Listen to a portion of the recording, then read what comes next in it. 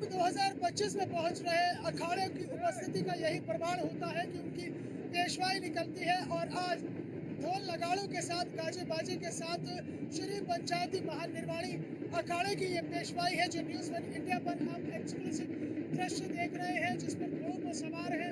सबसे आगे जो नागा सन्यासी है वो सबसे पहले उसकी अगुवाई कर रहे हैं। और पेशवाई का जो मतलब होता है, उसका अर्थ ये होता है कि जो तमाम साधु संत हैं वो अपने अखाड़ों के साथ महाकुंभ में प्रवेश कर गए हैं। और इसी का ये उद्घोषक होता है कि उनकी पेशवाई हो रही है, यानी कि वो प्रवेश कर चुके हैं।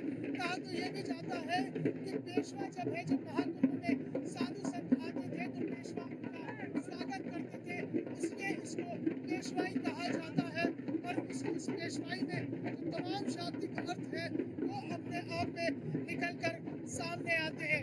आप देखेंगे कि ये भव्य और दिव्य दृश्य है श्री पंचायती महानिर्वाणी अखाड़े की पेशवाई का। इस पेशवाई में सबसे आगे जो है वो नागा सन्यासी उसकी अगुवाई करते हैं। और उसके पीछे फिर इस तरह से जो तमाम श्रद्धालु हैं, जो तमाम इस अखाड़े से जुड़े हुए साधु संत हैं, वो इस तरह से ढोल नगाड़ों के थाप के साथ साथ उस पूरे धार्मिक आस्थाओं और धार्मिक मान्यताओं को आगे लेकर चलते हैं। दूसरी तस्वीर में आपको दिखाना चाहूँगा कि जो यहाँ पर दूर दराज से और आसपास के श्रद्धालु हैं वो यहाँ पर इस पेशवाई की अगुवाई कर रहे हैं, पेशवाई का स्वागत कर रहे हैं कि जो पेशवाई यहाँ से निकल रही है श्री पंचायती महानिर्वाणी अखाड़े की, उसका स्वागत और अभिनंदन है।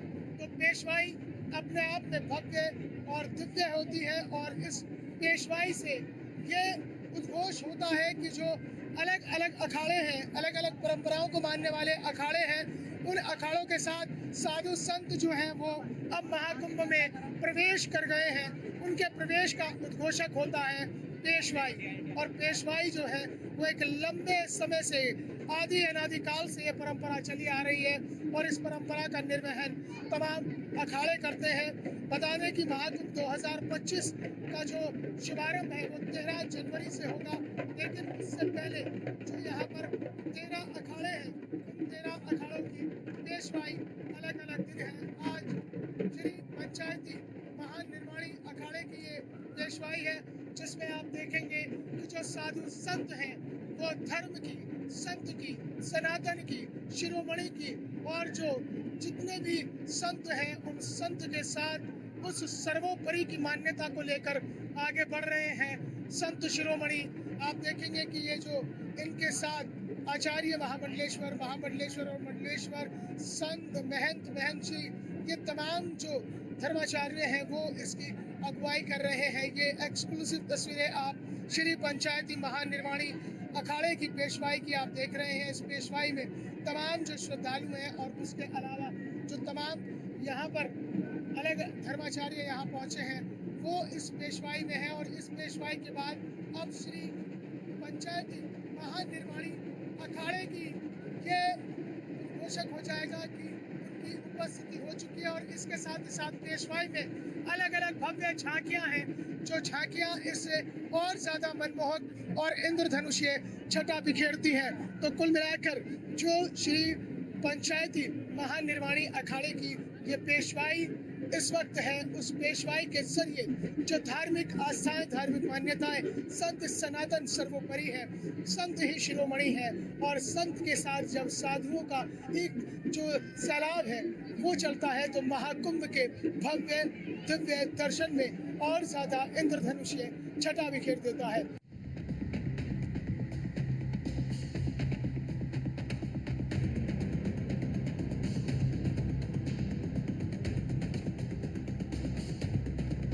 काल आदि काल से चली आ रही महाकुंभ की परंपरा, महाकुंभ का स्वरूप बदलता चला गया। अगर कुंभ की बात करते हैं तो उसका शाब्दिक अर्थ कलश से होता है, और उस कलश से ही तमाम जो चीज़ें हैं वो स्नान तक आकर पहुंचती हैं।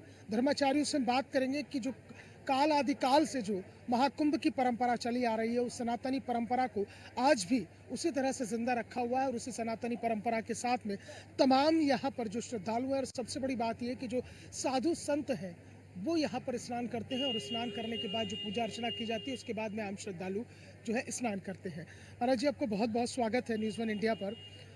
कुंभ का शाब्दिक अर्थ कलश से है, जो एक सनातनी परंपरा चली आ रही है, काल आदिकाल से चली आ रही है। हमारे दर्शकों को बताइए कि महाकुंभ का जो महात्म्य है स्नान का, और उसके साथ ही साथ जो महाकुंभ 144 साल बाद जो एक बड़ा योग बन रहा है। ये बहुत ही प्रसन्नता का विषय है कि ये जो योग बन रहा है और 144 साल के बाद ये आया है, और परंपरागत जो हमारा ये कलश और कुंभ का संबंध है वो तो नाम का परिष्कार है। अब इसका आविष्कार तो तब हुआ था जब समुद्र मंथन हुआ था सृष्टि के आदिकाल में, और विष बारूड़ी मदिरा उच्च श्रवान सब घोड़ा हाथी दुनिया भर के रत्न निकले, सब देवताओं ने आपस में बांट लिए। दैत्यों को भी कुछ उसमें से उपलब्ध हो गया। लास्ट में लड़ाई हुई तो उसमें कुछ बूंदें जो अमृत की छलक गई थी, जब गरुड़ देव लेके कलश को भगे तो कुछ बूंदें जो छलक गई, उसमें से 4 जगह ये बूंदें पड़ी। प्रयाग में,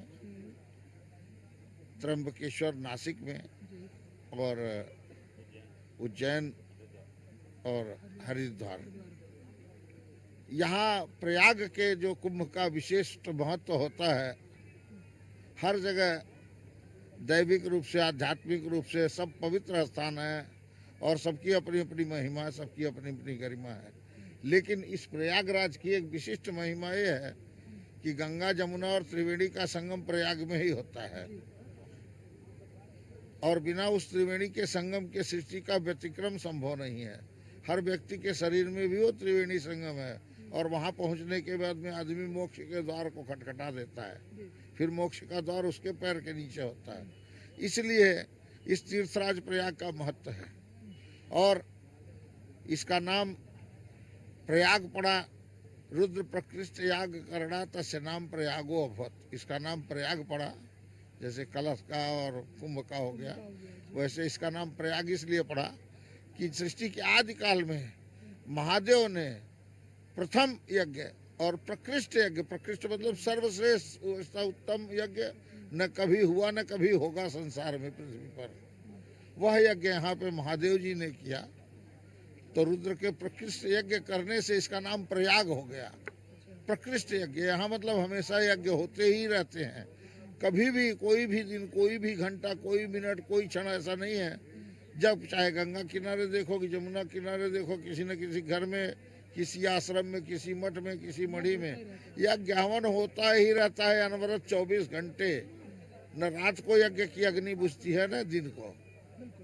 और जो असली यज्ञ अग्नि है, प्राणों में अपान की आहुति, वह महात्मा गण इस गंगा जमुना सरस्वती के किनारे बैठ करके बरसों बरस, करोड़ों बरसों से ये परंपरा को चालू रखे, और आज भी हम आप पहचान भी नहीं सकते ये वही होंगे।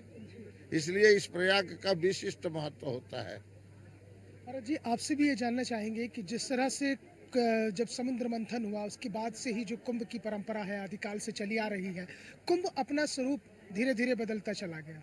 कुंभ की जो आध्यात्मिकता है वो अपनी जगह है, लेकिन अब आधुनिकता की तरफ भी कुंभ बढ़ा है। समय के अनुसार जो है प्रकृति का नियम है या वो बदलता रहेगा और बदलेगा ही। और अभी फिलहाल अपने धर्मों में, हिंदू धर्मों में आस्था का प्रमाण ज़्यादा बढ़ते ही जा रहा है। और ये जो कुंभ जो पड़ा है 144 साल, बोले तो 12 महीने 12 राशि गुना करोगे तो 144 होगा। और फिर 2025 का भी मूल्यांकन बैठ रहा है और 144 का भी मूल्यांकन करेंगे तो ये 12 जो है, ये 144 जो है, ये बहुत गहरा रहस्य से ये महत्व का आया हुआ है। और ये वैसे भी आपने सनातन धर्म में पहले से ये कुंभ का महत्व तो ही है।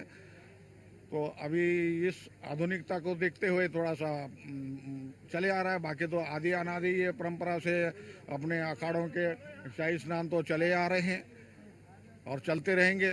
और हमारा श्री पंचायती महानिर्वाणी अखाड़ा का आज पेशवाई है, और अभी पेशवाई निकली हुई है शाम को। मैं ये जानना चाह रहा था, जैसे भी आपने जिक्र किया था 144 साल, 12 राशि और 12 महीने 12 महीने वो 144 हो जाते और हैं। 12 साल के बाद 12 साल 12 साल इसलिए के बाद है ना। पड़ता और मूलांक उसका 9 बैठ रहा है, और जो 9 है वो मंगल ग्रह को परिलक्षित करता है, और मंगल ग्रह जो है वो ऊर्जा, साहस और उसका प्रतीक है। हाँ, ये तो है, मंगल तो है ही है। और मंगल और अभी इसमें मकर राशि में वो प्रवेश करेगा, तो इसलिए वो मकर ये कुंभ का पर्व का योग बनता है, और इसमें स्नान करने का सबसे ज़्यादा महत्व है। और ये महत्व के वजह से यहाँ यात्रियों की या श्रद्धालुओं की, संत महात्माओं की पूरा 2 महीना यहाँ अनुष्ठान, प्रवचन और स्नान चलेगा, और आप सभी पहुंचकर अपना अपना पुण्य अर्जित करेंगे। ये इस तरह का इसका बहुत बड़ा महत्व है। तो प्रयागराज महाकुंभ का जो महात्म्य है वो इसलिए भी बहुत ज़्यादा अधिक बढ़ जाता है क्योंकि समुद्र मंथन की एक बूंद यहाँ पर भी गिरी थी, और प्रयाग में ही सबसे बड़ा यज्ञ हुआ था। दूसरी सबसे बड़ी बात यह है कि 144 साल बाद कि योग पड़ रहा है महाकुंभ को लेकर, और 144 का अगर मूलांक देखते हैं तो वो 9 बैठता है, 4 और 4 8 और 1 9। और दूसरा 2025 का एक कुंभ पड़ रहा है, तो 2025 का भी मूलांक जो बैठता है वो 9 बैठता है, और 9 मूलांक जो है वो मंगल ग्रह को परिलक्षित करता है, और मंगल ग्रह ऊर्जा, साहस, ताकत और इन सब को वो परिलक्षित करता है। तो ऐसे में मंगल ग्रह जो है वो इस 9 के मूलांक में है इस महाकुंभ 2025 को लेकर, जिसके चलते इसका महात्म्य और ज्यादा बढ़ गया।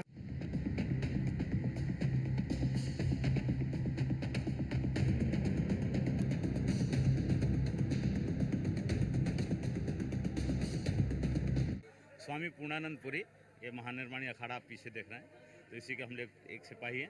और ये आज दिव्य और भव्य जो महाकुंभ आयोजित हो रहा है उसमें महानिर्माणी अखाड़े का ये मेला प्रवेश हो रहा है, महाआयोजन जो हो रहा है उसमें प्रवेश हो रहा है अखाड़े का। तो ये अखाड़ा जो है ना अपनी परंपराएं समेटे हुए, बहुत तरह की परंपराएं समेटे हुए हैं, और 13 अखाड़े हैं, 13 अखाड़ों की अपनी अपनी अलग अलग परंपराएं हैं।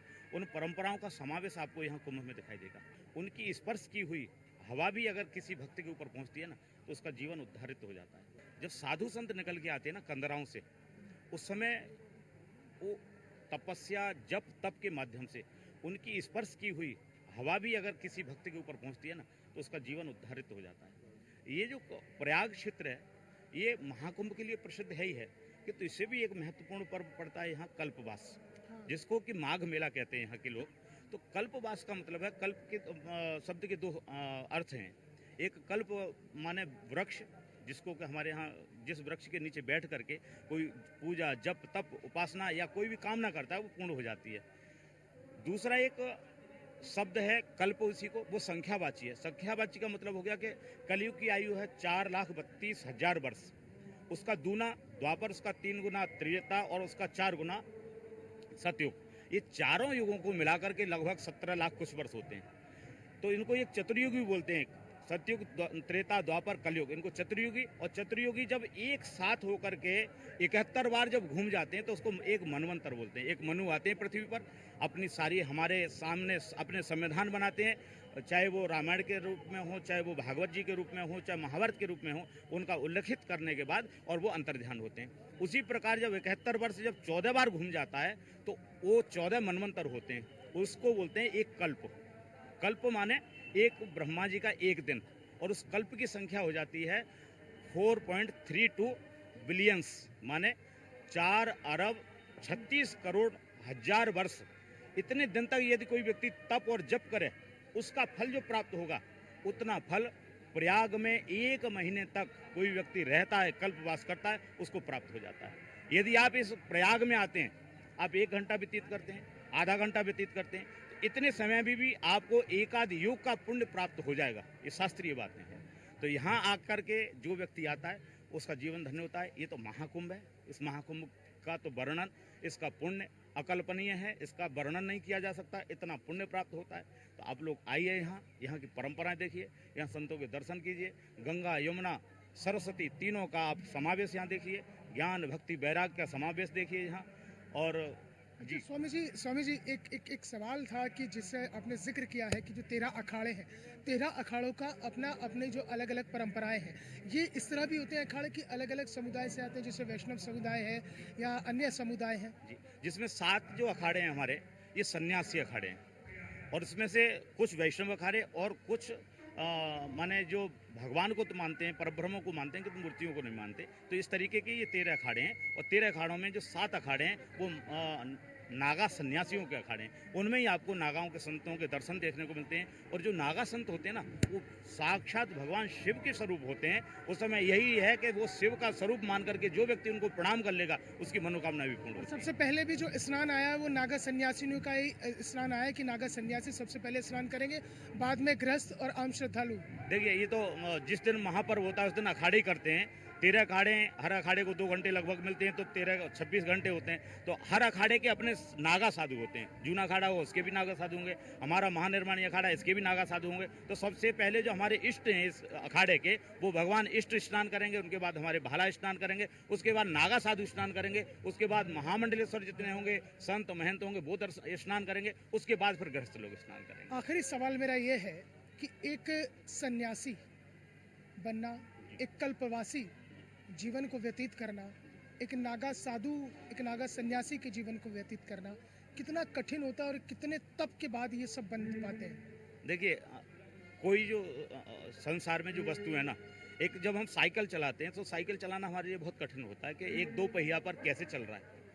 और जब वो व्यक्ति सीख जाता है चलाना, तब लगता है कि साइकिल चलाना तो बहुत आसान है, बहुत सरल है। तो कोई भी कार्य होता है वो प्रारंभ की स्थिति में बहुत कठिन होता है, जो दूर होते हैं लोग उनके लिए बहुत कठिन होता है, किंतु जब उसमें प्रवेश कर जाते हैं ना तो वो कठिनता समाप्त हो जाती है। परब्रह्म परमेश्वर में जब हम मिल जाते हैं, जब प्रभु से लीन हो जाते हैं, प्रभु से सीधा जुड़ जाते नहीं है, कोई वो नहीं है। अब हमारे साधु संत देखेंगे आप तो नग्न अवस्था में रह रहे हैं, उन्हें ठंड का एहसास नहीं, गर्मी का एहसास नहीं। आप कहेंगे ठंड में कैसे रह रहे हैं, कैसे रह रहे हैं, कि कोई परब्रह्म परमात्मा उनको चला रहा है। तो उसमें जब लीन हो जाता है ना व्यक्ति, तो ये कठिनाइयाँ, ये साधन संसाधन ये नगण्य हो जाते हैं। जब हम शून्य की ओर प्रेरित हो जाते हैं तब ये लौकिक वस्तुएं, भौतिक वस्तुएं हमारे लिए नगण्य हो जाती हैं। इसमें कोई आवश्यकता नहीं रहती। बहुत बहुत धन्यवाद।